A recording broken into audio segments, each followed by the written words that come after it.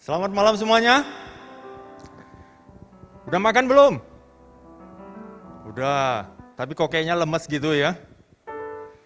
Bagi Anda yang ada yang masih lapar di sini? Hah?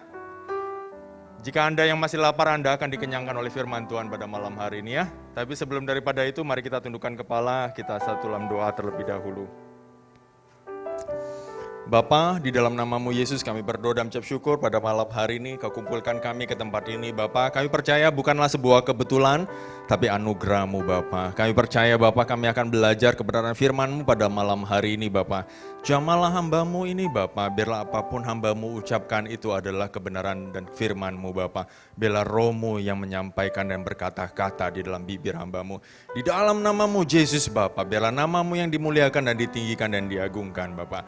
Di dalam nama-Mu Yesus kami serahkan firman ini ke dalam tangan-Mu, biarlah Engkau yang berkuasa. Dalam nama Yesus kami berdoa dan mengucap syukur Tuhan. Haleluya. Amin, amin. Amin. Nah, malam hari ini sedikit ada berubah tentang temanya, tetapi firman-nya tetap masih luar biasa.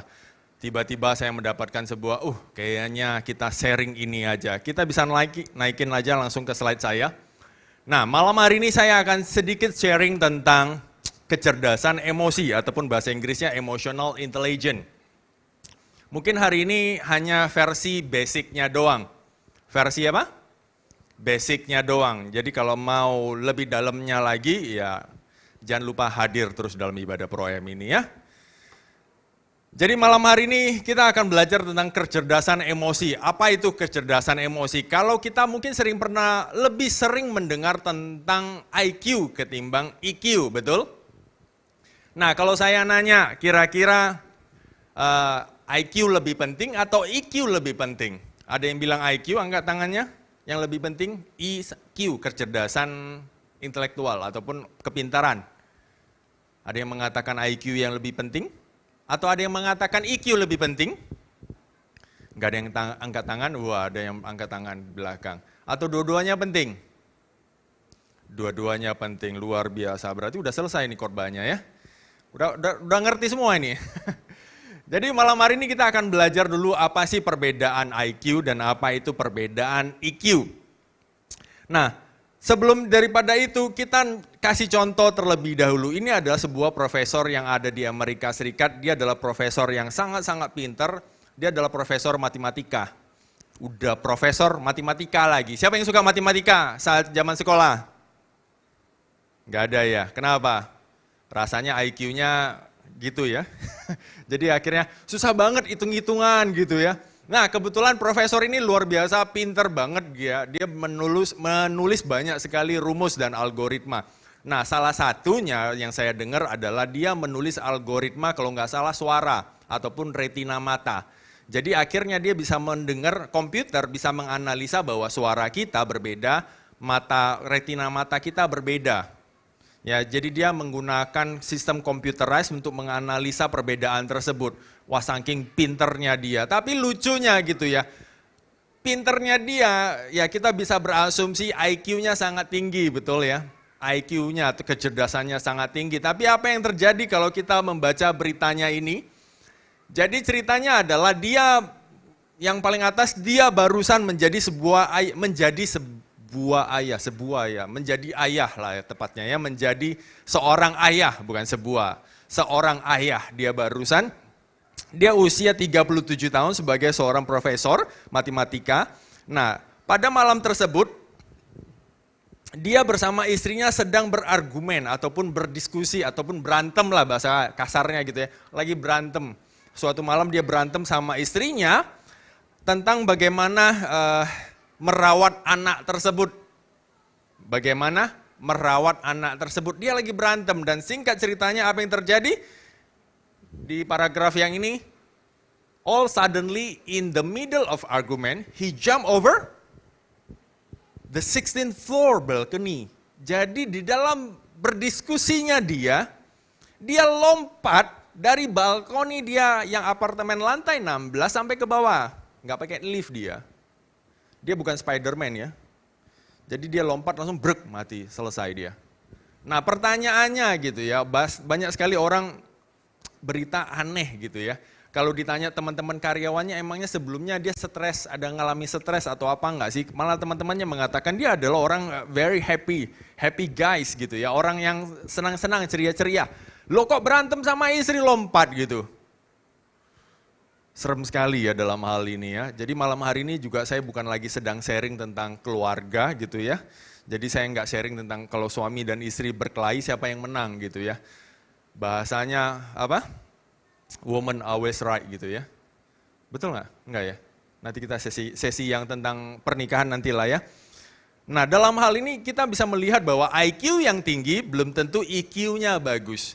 IQ-nya tinggi, belum tentu EQ-nya bagus. Dia IQ-nya sangat pintar menurut saya, tetapi EQ-nya ya kurang pandai mengendalikan emosinya. Saat berantem aja langsung bisa lompat dari balkoni. Padahal istrinya barusan melahirkan loh. Hanya berdiskusi cara menjaga anak aja, kenapa bisa begini. Kita akan cari tahu lebih detailnya sebenarnya. Jadi kita ini kalau dibilang mungkin khotbah saya yang berseri lagi yang kedua gitu ya. Sebelumnya tentang digital marketing, branding dan selling. Itu saya 3 sesi khotbahnya. Dan ini mungkin bisa begitu ataupun lebih. Kita bisa lihat nanti ke depannya ya. Jadi IQ terlebih dahulu. Kalau IQ secara definisinya itu adalah sebuah visual working memories, flick dan quantity reasoning. Jadi IQ itu adalah segala sesuatu yang kita pikirkan secara ataupun penglihatan. Kita pikirkan, kita lihat suatu benda, kita menganalisa, kita mememori terhadap pekerjaan kita, terus bagaimana sebuah alasan, ya sebuah benda. Kalau kita pertama kali melihat benda ini, apa, coba dicocok dulu apa rasanya gitu ya. Pertama kali kalau Anda melihat benda ini apa Anda pikirkan? Air minum, betul kan ya? Ada perasaan apa yang muncul nggak? Haus ya? Saya minum dulu ya. Lihat coba haus nggak? Nah itulah IQ. IQ adalah cara kita menganalisa sebuah informasi. Oh ini adalah aqua, bukan aqua ya. Ini beda merek nih, Sanford. Ya, air mineral dalam gelas. Jadi itu adalah fungsi IQ. Sedangkan EQ adalah tentang identify emosi. Tentang sebuah emosi. Saat Anda dapat hadiah, emosi apa yang muncul? Perasaan apa yang muncul saat Anda mendapat hadiah? Senang, sukacita. Itu adalah EQ. Selanjutnya adalah hubungan dan komunikasi. Nah dalam hal ini Tuhan Yesus juga adalah Tuhan kita yang paling pintar banget secara IQ dan EQ-nya. IQ-nya bayangin, Tuhan Yesus kok bisa sih saat dia membawa 5.000 orang? Kenapa sih Tuhan Yesus bisa berpikir, kumpulkanlah mereka berkelompok-kelompok dan barulah minta muridnya berhitung. Nah kenapa Tuhan Yesus bisa minta mereka? Karena Tuhan Yesus pintar banget dalam matematika. Dia ngerti kalau kita nggak disuruh kumpul dalam kelompok-kelompok, disuruh hitung pun susah. Setelah makanan telah dibagikan, Tuhan Yesus minta mereka kumpulkan sisa-sisa makanan dan hitunglah berapa. Tuhan Yesus pun pintar sebenarnya. Harus ngerti apa yang kita bagikan, baliknya sisanya kita juga harus hitung kembali. Tuhan Yesus itu pintar banget secara IQ, apalagi secara EQ. Dia pandai banget berhubungan sama orang lain. Siapapun dia ketemu, dia bisa ajak komunikasi. Mulai orang dari Yahudi, orang dari Yunani, ataupun orang dari Samarinda, ataupun orang Farisi, ataupun orang lain. Semua orang dia bisa ketemu dan dia bisa komunikasi dengan baik. Itulah hebatnya Tuhan kita. Jadi dia memiliki dua-duanya IQ dan EQ. Kita lanjutin. Nah, EQ banyaknya orang selalu berprasangka ataupun menyamakan dengan emosi.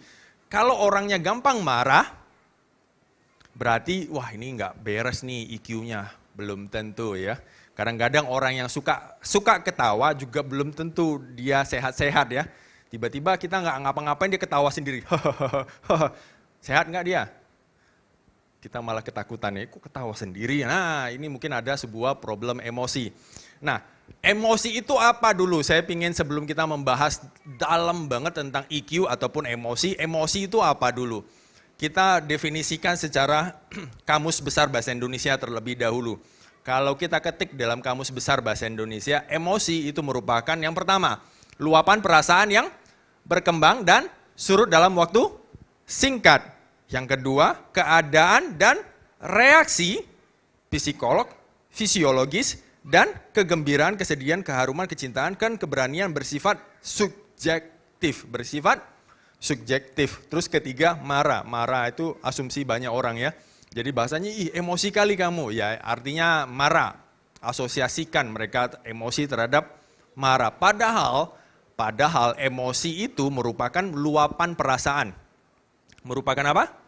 Luapan perasaan. Kalau kita gabungin ini semua dan kita bikin definisi sendiri agar gampang ingat, kita akan buat kayak gini. Emosi, luapan perasaan, reaksi terhadap suatu kejadian bersifat subjektif, surut dalam waktu singkat. Coba ulangin sama-sama. Emosi, luapan perasaan, reaksi terhadap suatu kejadian. Ketiga, bersifat subjektif, surut dalam waktu singkat. Emosi itu bersifat subjektif. Saat hari ini saya kasih barang kepada Anton. Belum tentu Anton itu senang.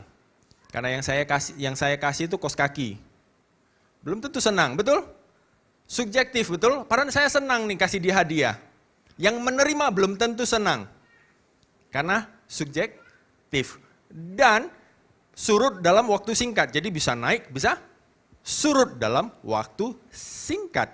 Jadi hari ini saya membuat Anton marah, belum tentu besok dia marah. Singkat, perasaan happy-nya juga saat terima hadiah, biasanya ya hari itu doang dia happy. Besoknya dia lihat hadiah itu dia masih merasa happy? Biasa-biasa aja. Besok-besoknya lagi dia lihat hadiah tersebut dia merasa happy? Enggak ada. Adanya tinggal kenangan. Jadi emosi itu seperti itu. Jadi bisa naik tergantung sebuah kejadian. Jadi merupakan peluapan emosi, luapan perasaan terhadap suatu kejadian bersifat subjektif. Jadi semua orang pasti berbeda, surut dalam waktu singkat. Jadi ini ya yang harus kita hafal terlebih dahulu. Oh emosi itu kayak gini. Jadi sebelum kita lebih mendalam kita harus ngerti definisinya. Baru kita lanjutin jenis-jenis emosi apa aja. Jenis-jenis emosi menurut para Six Second, jadi menurut penelitian orang lain, dia mengatakan bahwa perasaan manusia itu hanya ada 8 saja. Ada berapa? 8 saja. Pertama apa? Marah. Kedua, joy. Ketiga, anticipation. Keempat, sadness. Kelima, disgust. Keenam, surprise. Fear dan trust. Jadi menurut para penelitian, saat manusia dikejutkan dalam suatu hal, dia menimbulkan reaksi marah. Misalnya mungkin dikasih apa, terus dia marah. Nah saat itulah, oh profesor itu merekam, oh ini artinya marah. Jadi manusia ada mengeluarkan perasaan-perasaan tersebut. Makanya direkam, dicek, dia tunjukin objek ini, reaksi orang itu begini. Ditunjukin benda yang lain, reaksinya begitu. Dan hanya 8 orang, bukan 8 orang, hanya 8 perasaan aja yang manusia bisa timbulkan. Sedangkan perasaan-perasaan lain itu adalah campur aduk, jadi agak susah diketahui. Jadi 8 inilah yang sebenarnya kita gampang banget merasakannya. Contohnya saat saya memberi ataupun sesuatu yang Anda tidak suka, Anda akan marah. Anda akan tahu banget Anda marah, betul ya? Anda tahu banget Anda marah. Saat Anda senang, Anda tahu nggak Anda senang? Anda bisa merasakan bahwa Anda senang. Lagi mengantisipasi sesuatu, Anda bisa tahu Anda sedang mengantisipasi sesuatu. Tiba-tiba saya mau nonjok kamu, Anda mungkin udah antisipasi, harus ngapain. Kita bisa tahu perasaan itu, tetapi ada beberapa perasaan yang kita tidak tahu. Contohnya seperti ini. Perasaan rasa cinta. Cici. Ada yang tahu perasaannya, kadang-kadang ada orang lagi masa pacaran gitu ya, saat dia menembak. Aduh, ini cinta atau enggak ya? Betul? Ada yang kayak gitu? Ada yang sampai petik bunga, petik bunga gitu ya. Suka enggak, suka enggak, suka enggak. Pernah nonton kayak gitu kan ya? Kenapa? Karena mereka nggak ngerti rasa cinta itu apa. Karena memang rasa cinta itu bukan rasa utama. Mungkin saya kasih ilustrasi seperti kayak gini. Tahukah Anda bahwa warna di dunia ini sebenarnya ada namanya warna primer sama warna sekunder? Pernah tahu? Warna primer itu adalah warna utama, merah, biru, kuning. Itu kalau dicampur bisa menjadi warna-warna lain. Jadi tergantung komposisinya. Ini yang mana yang banyak, yang mana yang tipis bisa berubah warna. Ini namanya warna utama. Seperti ini juga lah perasaan. Perasaan ada 8 perasaan utama. Tetapi sebenarnya kita punya ribu-ribuan perasaan. Cuma itu tergantung kombinasi yang mana paling banyak, yang mana paling dikit. Makanya rasa cinta itu merupakan, kita next slide berikutnya. Nah ini kalau Anda ketik aja wheel of feelings. Ya di Google ataupun Anda cari penjelasan lebih detailnya juga silakan. Saya tidak akan menjelaskan secara detail. Tapi singkatnya adalah ini adalah perasaan kita. 8 perasaan kita. Tetapi jika 8 perasaan itu dikombinasikan, contohnya rasa cinta yang paling atas itu, antara kuning sama yang hijau. Jadi kalau kita lihat yang di tengah ini adalah bahagia sama percaya. Di atas bahagia kuningnya sudah mulai agak pudar, namanya tentram. Kalau dia kuningnya agak gelap, yang di tengah itu namanya gairah. Tapi manusia majority hanya merasakan perasaan yang basic, yaitu senang, gembira. Tetapi kalau dia berlebihan namanya gairah.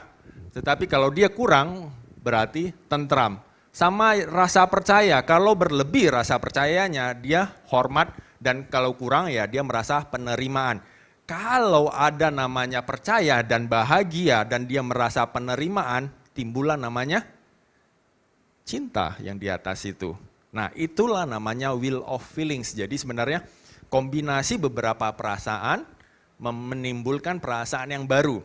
Nah oleh karena itu saya mau kasih saran nih bagi cowok-cowok di tempat sini. Siapa yang merasa cowok? Angkat tangan. Wah, biar nggak ngantuk gitu kan ya. Nah tahukah Anda gitu, wanita sebenarnya prinsipnya gampang banget jatuh cinta. Gampang banget. Kalau si pria itu memberi rasa percaya sama membuat dia merasa bahagia. Karena cinta, itulah rumusnya cinta gitu ya. Orang gampang banget jatuh cinta kalau dia merasa 2 hal itu ada. Bayangin kalau rasa percayanya tidak ada. Cowoknya sering main cewek sama lain gitu ya, selingkuh. Dia jatuh cinta kah? Enggak mungkin gitu ya. Cowoknya itu enggak buat dia bahagia, malah membuat dia susah. Jatuh cinta kah dia? Enggak. Malah dia kabur rasanya. Nah itulah namanya perasaan kita. Jadi kombinasi beberapa perasaan timbullah perasaan yang baru. Jadi sebenarnya ada banyak sekali kombinasinya dan ini hanya salah satu contohnya ya. Jadi ini hanya basicnya doang. Jadi biar kita sama-sama tahu, oke, emosi itu apa, terus perasaan yang utama itu apa, dan kalau kombinasi itu apa. Sampai di sini cukup jelas ya.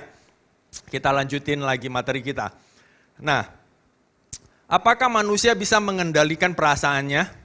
Bisa nggak manusia mengendalikan perasaannya? Kalau hari ini saya kasih sesuatu, Anda bisa kendalikan nggak perasaannya? Oh, jangan marah. Kita ambil contoh seperti kayak gini. Andai kata Anda sama tetangga Anda, dan Anda bisa melihat tetangga Anda itu suka banget pelihara anjing. Anda melihat tetangga Anda suka pelihara anjing. Dan tetangga tahu banget Anda suka pelihara tanaman, pohon-pohonan gitu ya. Tetangga Anda tahu banget Anda suka pelihara tanaman. Nah, singkat, suatu ketika, suatu pagi, Anda melihat dari jendela, Anda melihat bahwa tetangga Anda meninggalkan sebuah kantong plastik di depan pagar rumah Anda. Singkat cerita, dan Anda pergi ke sana, Anda udah lihat tetangga Anda pergi. Anda membuka kantong tersebut dan Anda kaget, kok dalamnya ada pup anjing sama sisa-sisa tanah hitam gitu. Kira-kira perasaan apa yang muncul? Pagi hari loh, Anda lihat ngintip dari jendela, tetangga Anda taruh sesuatu di depan pagar Anda. Anda pergi ke pagar, Anda lihat, kok ada pup sama tanah-tanah kayak gini? Perasaan Anda apa yang muncul? Ada yang merasa marah di sini? Wah, mulai marah yang di belakang. Ada yang merasa bahagia? Enggak ada? Ada yang merasa bahagia, menerima, yang belakang merasa bahagia, luar biasa. Besok titip ya, besok dititip, rumahmu di mana? Gitu ya. Ada yang merasa bahagia, luar biasa. Nah sebenarnya pertanyaan saya adalah perasaan manusia bisa dikendalikan. Terkadang kita tidak mengendalikan, kita membiarkan dia secara otomatis. Perasaan bisa dikendalikan, terkadang manusia tidak mengendalikannya, membiarkan dia secara otomatis. Karena kita selalu berpikir, kalau kita menerima sesuatu hal yang negatif, sebuah pups dan pasir hitam yang nggak jelas kayak gitu. Dan kita langsung berasumsi secara negatif ini kotoran ataupun sampah. Akhirnya apa? Perasaan apa yang muncul? Marah. Tapi bayangin kalau kita benar-benar kita kendalikan saat kita melihat dan kita berpikir, ini pupuk kompos ini, tanahnya sama pup yang dicampurkan gitu kan, untuk tanaman saya. Karena di awal cerita saya sudah mengatakan bahwa saya suka pelihara tumbuh-tumbuhan, pohon-pohonan. Tetangga sangat memperhatikan saya, takut saya tangannya kotor, dia yang buatin pupuk komposnya dan kasih ke saya supaya saya tinggal tuang dan selesai. Menurut Anda jika alasan kedua ini terjadi, Anda akan marah atau bahagia? Marah atau bahagia? Bahagia, senang rasanya. Kejadiannya berubah nggak? Terima pups nggak? Tetap terima. Tapi yang berubah apa? Alasannya doang yang berubah. Tergantung kita nih, kita mau respon otomatis atau kita yang mengendalikan emosi kita dengan kerangka berpikir kita, bahasanya mindsetnya kita. Kita mau ubahin enggak? Semuanya tergantung kita. Jadi intinya adalah perasaan itu bisa dikendalikan oleh kita. Jadi janganlah membiarkan dia otomatis. Karena itu bahaya ya. Contohnya misalnya saat saya lagi berbaring di tempat tidur, anak saya lompat-lompat tak sengaja keinjak sayanya. Sakitnya luar biasa. Apa respon kita? Marah, memukul dia mungkin ya. Itu respon otomatis. Tapi bisa nggak kita ubah pikiran kita? Ini namanya anak saya nggak sengaja, dia lagi main keinjak. Perasaan kita apa? Nggak marah. Jadi oleh karena itu belajarlah mulai hari ini, kita mulai mengendalikan perasaan kita. Ada sebuah kejadian, kita membuat alasan-alasan positif. Dan kita belajar lebih dalam lagi, kita baca di Lukas 6 ayat 45. Orang yang baik mengeluarkan barang yang baik dari pembendaraan hatinya yang baik. Dan orang yang jahat mengeluarkan barang-barang yang jahat dari pembendaraannya yang jahat. Karena apa yang diucapkan mulutnya meluap dari hatinya. Jadi apapun yang diucapkan orang lain merupakan isi dari hatinya. Apa sih yang dia selalu tanam di dalam benak pikirannya. Kita akan belajar lebih dalam lagi sebenarnya bagaimana sih emosi itu muncul, bagaimana sih emosi itu meluap sehingga orang bisa mengatakan sesuatu hal yang negatif, ada orang yang suka mengatakan hal positif ataupun ada orang suka ngomong hal-hal yang gak jelas. Karena semuanya apa yang dia ngomong itu merupakan meluapan dari perasaan dia ataupun alam bawah sadar dia. Kita akan menonton sebuah film cuplikan singkat tentang Inside Out. Jadi mungkin orang yang nonton di dalam dunia online, orang yang nonton via YouTube ya mungkin ini akan disensor karena ini memiliki hak cipta. Jadi Anda bisa nonton sendiri di link-link yang lain tentang Inside Out. Kalau Anda yang pernah nonton filmnya, ya ini film yang zaman dahulu banget ya, tapi bagus banget untuk ditonton ulang. Kita akan saksikan secara singkat film ini berikut ini. Silakan multimedia untuk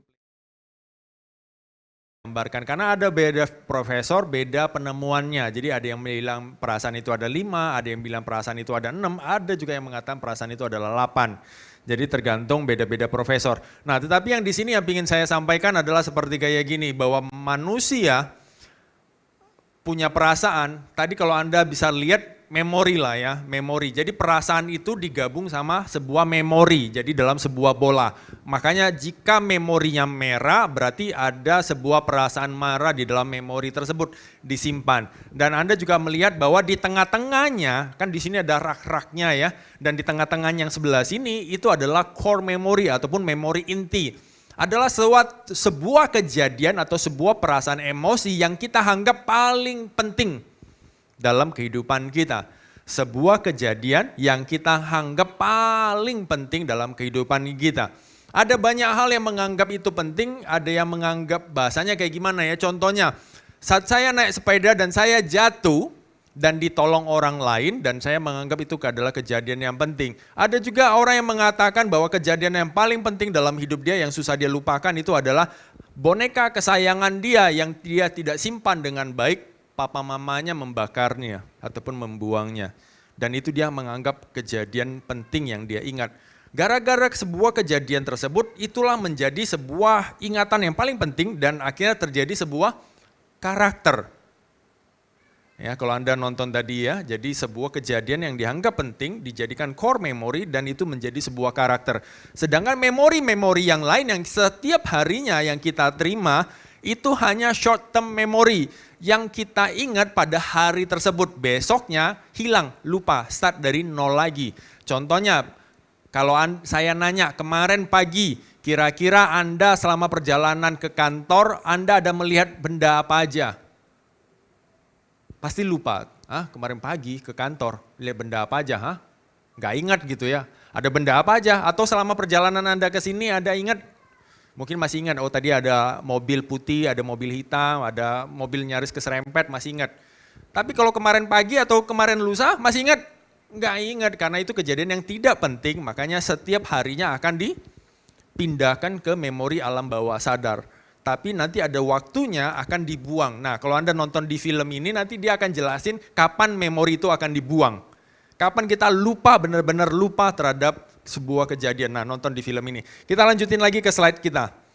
Nah, jadi secara singkat bagaimana sih cara bekerja otak ataupun bagaimana memori itu muncul. Contohnya seperti ini adalah brokoli. Saat manusia melihat sebuah brokoli, nah otak bagian yang tengah ini, otak talamus, dia yang akan menerima informasi dari mata. Dia menerima informasi dari mata, mata mengatakan bahwa oh itu bentuknya kayak pohon, ada hijau-hijaunya, batangnya hijau juga, terus agak kecil. Nah, talamus mengambil gambar tersebut dan dia ngomong kepada otak dia yang paling besar, yaitu otak logika, otak korteks. Dan dia ngomong, talamus tanya ke korteks, korteks kamu tahu enggak sebuah kayak pohon, tapi kecil, tapi warna hijau, itu apa? Nah, otak korteks mengatakan itu brokoli. Karena otak logika lah yang bisa membedakan benda-benda. Jadi bilang, oh itu brokoli. Nah, otak korteks tidak selesai. Otak korteks akan nanya ke otak yang hipokampus namanya. Adalah gudang memori. Dia akan nanya, hipokampus, saat Anda melihat brokoli ada memori apa? Terakhir kali kamu makan brokoli kapan? Nah, kira-kira begitu pertanyaan yang disampaikan dari korteks ke hipokampus. Dan hipokampus akan mengatakan, oh terakhir kali saya makan brokoli itu 2 minggu lalu, mama saya yang masak. Setelah itu, akan ditanya lagi kepada amigdala. Amigdala, kira-kira perasaan apa yang muncul saat Anda melihat brokoli? Oh, perasaan yang muncul adalah lendir-lendir sedikit. Seperti itulah cara bekerja otak. Saya bikin contoh kayak gitu. Pernah lihat kiamboe? Asam-asam yang warna merah itu? Pernah lihat? Pernah makan? Ada air liur keluar nggak dalam mulut Anda sekarang? Ada yang keluar air liurnya tiba-tiba. Pernah lihat jeruk nipis terus Anda peres gitu, terus Anda minum. Apa sekarang ada air liur keluar dalam mulut Anda? Kok bisa keluar? Kok bisa keluar? Itulah fungsi hipokampus dan amigdala. Dia langsung tiba-tiba mengeluarkan perasaan itu sehingga Anda merasakannya. Padahal hari ini nggak ada. Saat saya menanyakan tentang cicak, tiba-tiba pasti di benak Anda tiba-tiba muncul sebuah gambar muncul. Cicak itu di tembok di mananya. Betul, saat saya mengatakan cicak, tiba-tiba pasti di benak Anda berbeda. Berbeda, cicak yang muncul di tembok saya sama di tembok Anda pasti berbeda. Seperti itulah hipokampus cara kerjanya. Ya, jadi begitulah cara otak kita bekerja. Jadi kita ada namanya hipokampus sama amigdala, mereka lah yang menyimpan memori kita. Yang diilustrasikan dalam film itu adalah sebuah bola-bola. Dan pertanyaannya adalah apa sebenarnya isi hipokampus Anda? Apa isi hipokampus Anda? Mungkin Anda sering mengisinya dengan menonton film. Ada yang suka nonton film horor? Kebetulan kalau saya mendidik anak saya melarang anak saya menonton film-film horor gitu ya. Saya melarangnya. Kenapa? Karena bahasanya itu akan merekam di alam bawah sadarnya hipokampus dan amigdalanya terhadap sebuah kejadian-kejadian. Nanti kalau pintunya ketutup, bung, apa yang? Anak kuda kalang kabut. Ya, apalagi dulu saya nonton yang film apa horor yang Korea apa Jepang itu yang apa keluar dari TV itu namanya film apa? Ah itulah ya, nggak usah disebut. Saya tahu pasti Anda yang ketahuan ya, oh apa itu film-filmnya ya. Apa yang terjadi kalau Anda tiba-tiba ya TV ada orang keluar, apa yang Anda pasti akan langsung menghubungkan kejadian yang sama. Itu fungsi hipokampus. Ya, jadi berhati-hatilah apa yang Anda nonton, apa yang Anda dengar, sama apa yang Anda baca. Karena disitulah Anda akan menyimpan banyak sekali memori-memori alam bawah sadar Anda sebagai referensi hipokampus dan amigdalanya. Jadi saat Anda terjadi kejadian yang sama, Anda akan beresponnya. Sama seperti kayak gini, pernah nggak Anda mendengar cerita dongeng Indonesia? Ada yang pernah dengar cerita dongeng Indonesia? Salah satu contohnya, di ujung pelangi ada apa? Kalau dongeng Indonesia, di ujung pelangi ada apa? Anton tahu di ujung pelangi ada apa, Anton? Dongeng yang Indonesia? Nggak tahu. Yang barat tahu? Iya. Dongengnya Indonesia di ujung pelangi ada 7 bidadari. Tetapi dongengnya orang Amerika di ujung pelangi ada apa? Harta karun tersembunyi. Kalau Anda lihat Mickey Mouse dan film-film dari Amerika, Disney dan segala macam, di ujung pelangi ada harta karun tersembunyi. Tetapi saya nggak ngerti kenapa Indonesia membuat sebuah dongeng di mana ujung pelangi ada bidadari yang sedang mandi. Terus ada seorang cowok yang ngintip, namanya siapa? Jaka. Dan dia mencuri apa namanya? Selendangnya gitu ya, selendangnya dari salah satu bidadari. Singkat ceritanya dia mulai menipu dan segala macam, menjadikan istrinya. Akhirnya singkat cerita istrinya ketahuan, akhirnya bahasanya secara tidak langsung istrinya ceraikan dia dan terbang ke langit lagi. Loh, pertanyaan saya, kenapa sih Indonesia ngarang cerita dongeng kayak gini untuk anak-anak mendengarkan cerita tersebut? Apa yang hendak dongeng tersebut pesan yang disimpan di dalam alam bawah sadar? Ngintip cewek mandi, terus mencuri barang orang lain, setelah itu cerai. Aneh kadang-kadang, saya juga nggak ngerti. Saya ya bahasanya ya banyak versinya lah ya. Ada yang mungkin ada yang bahasanya maling kundang, terus dikutuk orang tuanya, terus dia menjadi batu, terus ada versi-versi dongeng yang lain lagi. Ya pertanyaannya adalah apa yang sering kita dengar, disitulah yang kita tanam di dalam alam bawah sadar kita sehingga kita bisa berespon demikian. Jadi oleh karena itu malam hari ini firman-Nya kita pingin hafal itu ayat seperti ini, Filipi 4 ayat 7 sampai 9. Saya bisa mengundang para singer dan WL untuk maju ke depan. Kita sama-sama baca dengan suara yang kedengaran ya, dari ayat 7 sampai ke 9. 1, 2, 3. Allah yang melampaui segala akal akan memelihara hati dan pikiranmu dalam Kristus. 8. Jadi, akhirnya saudara-saudara semua yang benar, semua yang mulia, semua yang adil, semua yang suci, semua yang manis, semua yang sedap didengar, semua yang disebut kebajikan dan yang patut dipuji, pikirkanlah semuanya itu. 9. Dan apa yang telah kamu pelajari dan apa yang telah kamu terima dan apa yang telah kamu dengar dan apa yang telah kamu lihat padaku, lakukanlah itu, maka Allah sumber damai sejahtera akan menyertai kamu. Jadi mulailah malam hari ini, isilah apa yang benar, apa yang suci, apa yang mulia, apa yang berkenan pada Tuhan di dalam benak kita. Supaya kita bisa berespon yang baik dalam semua kejadian. Akhirnya kita bisa mengontrol emosi kita. Jadi emosi kita bukanlah sebuah reaksi ataupun otomatis. Jadi jika karena kita sering mendengar atau sering menonton film tentang orang marah-marah, akhirnya setiap kali orang berbuat salah pada kita, kita pun berespon otomatis, yaitu kita marah kepada orang lain. Padahal emosi kita telah dikontrol alam bawah sadar kita yang kita simpan selama ini yang gak bagus. Jadi biarlah malam hari ini kita mulai menyimpan kebenaran firman Tuhan. Kita mulai menghafal ayat firman Tuhan. Kita mulai merenungkan firman Tuhan. Supaya menyucikan pikiran alam bawah sadar. Mari kita bangkit berdiri, kita berdoa dan kita akan nyanyi lagu.